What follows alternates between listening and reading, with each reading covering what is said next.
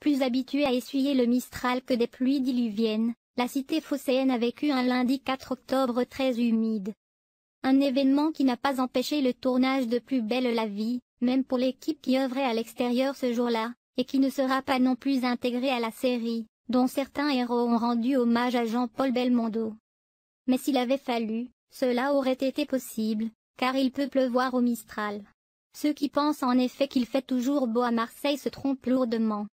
Non, la cité phocéenne ne vit pas sous un soleil de plomb toute l'année. Preuve en est l'un des épisodes dans lequel on aperçoit Yolande au bar du Mistral, alors que l'orage gronde. Myrtha la rejoint son amie en lançant un « Qu'est-ce qu'il tombe ?» Sur les vitres du restaurant, les gouttes ruissellent.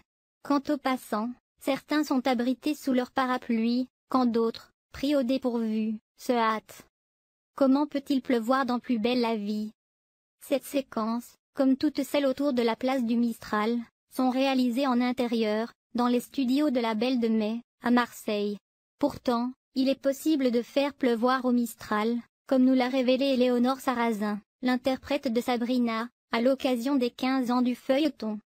La réalité va même plus loin, puisqu'il peut même neiger, précise Telle France, la société qui produit la série.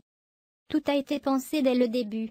Le décor du Mistral est construit sur une estrade en bois et le sol, en goudron, et il est incliné de façon à permettre une meilleure évacuation de l'eau, explique la production. Néanmoins, le recours à ce procédé n'a été utilisé qu'à de rares fois.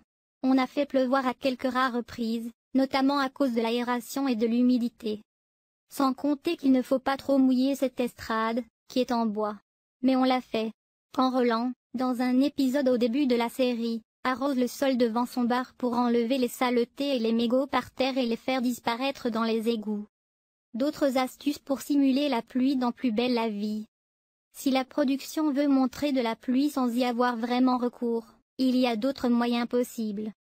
On a d'autres astuces pour faire croire qu'il pleut au Mistral, révèle la production.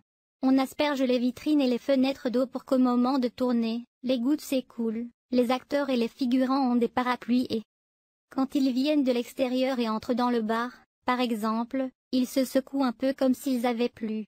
Ça crée l'illusion. Et ça fonctionne à la perfection.